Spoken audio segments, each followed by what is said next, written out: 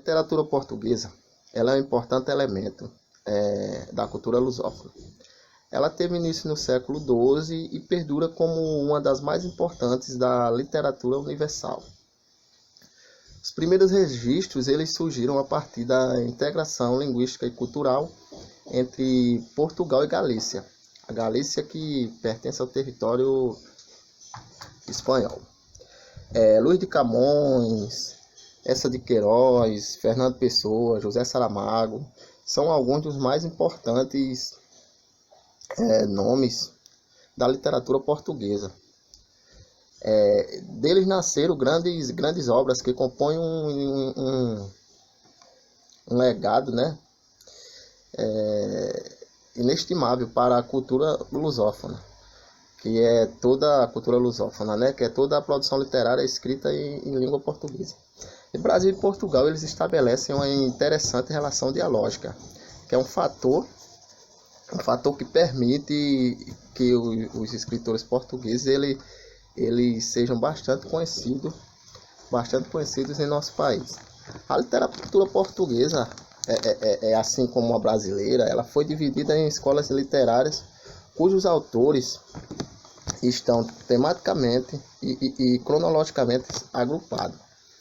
A era medieval, com o trovadorismo, e com o humanismo, né, de Gil Vicente. Na era clássica temos o Renascimento, temos o Barroco, o Neoclassicismo. E na era romântica, como assim podemos dizer também, era moderna, temos o romantismo de Almeida Garré, temos o realismo e naturalismo de Eça de Queiroz, o simbolismo e o modernismo de Fernando Pessoa, que foi um movimento que rompeu com os antigos padrões estéticos ao propor uma linguagem literária inovadora.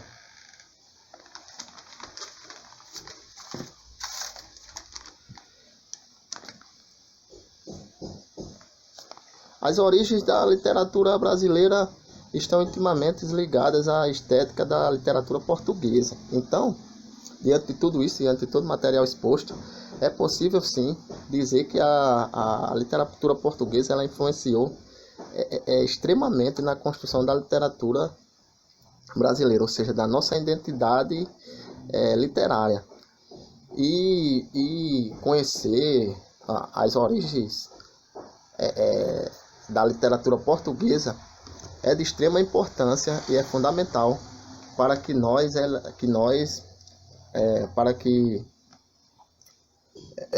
a gente conheça, né? Conheça a nossa própria literatura. Boa noite. Irei fazer uma reflexão sobre o ensino da literatura, né? Apesar da literatura ser um dos termos mais promissores, ser um dos campos mais promissores, né?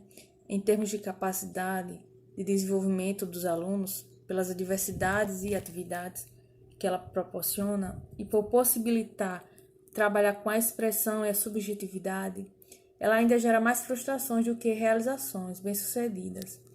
Cabe a nós, professores, nos questionarmos por que isto vem ocorrendo de uma forma tão generalizada, que tem feito muitos professores até evitarem o trabalho com esta área tão rica. Caberá a nós o papel de conduzir o aluno, não como um mero facilitador, mas sim mantendo a sua paixão pela literatura acesa, para que a dos alunos também não se apague e mantê-los como os olhos e a razão ativos, para que consigam desenvolver sua própria linha de raciocínio, para que possam trilhar este caminho de uma forma independente,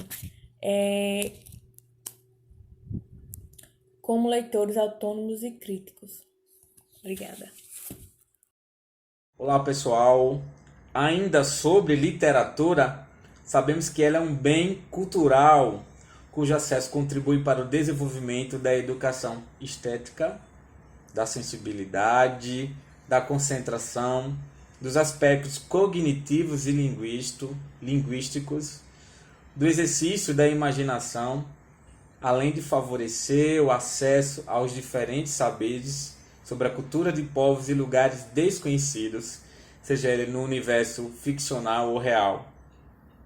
Trazendo agora essa conceituação, esse conceito para a nossa realidade, na escola atual faz-se cada vez mais necessário um trabalho criativo com a leitura de textos, seja eles literários ou não.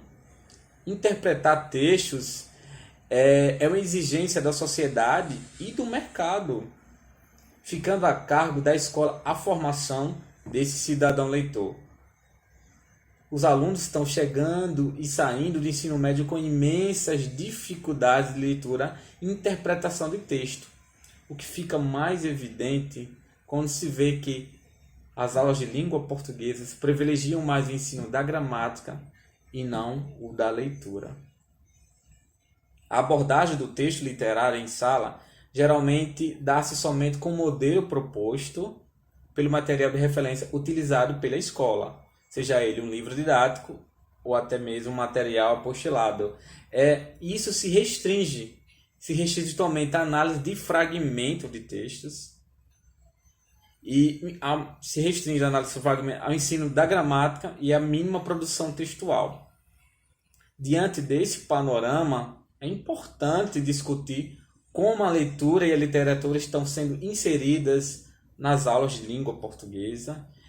Qual o tratamento dado à literatura no planejamento do professor? Esse é o principal intuito desse trabalho, discutir e fazer reflexões acerca disso. Mas pontos que precisam ser salientados, que são importantes exemplos de metodologia feita em salas de aula, são círculos de leituras. Outros bons exemplos são as sequências didáticas, além do material dos métodos recepcional e criativo e, por fim, o letramento literário. O uso da literatura vem com técnicas de metodologias de ensino diferenciadas, muitas até conhecidas como círculos de leitura, sequências didáticas, além dos métodos recepcionais e criativos. Ela vem com a competência de contribuírem para a avaliação da realidade em sua volta, objetivando o aprimoramento da competência leitora de seus alunos, tornando eles mais competentes, criteriosos e reflexivos com a leitura de si e tudo ao seu redor, ou seja, do mundo. O princípio do letramento vem vindo através da escola, que é o principal agente que atua em prol desta percepção crítica e social, que vem com a intenção de quê? De construir um novo ser humano, que ele possa ver o mundo com seus próprios olhos, que ele veja a diferença entre a sua visão e a visão do outro, que ele possa entender que o mundo é muito além do que aquilo que às vezes está tão próximo a ele. Ele vai ler coisas novas, vai conhecer mundos novos e vai entender que cada próprio ser humano tem a sua própria identidade, ou seja, ele vai ter seu próprio conhecimento diferenciado, vai adquirir aquilo. Gente, resumindo o assunto, a literatura, ela abre mundos.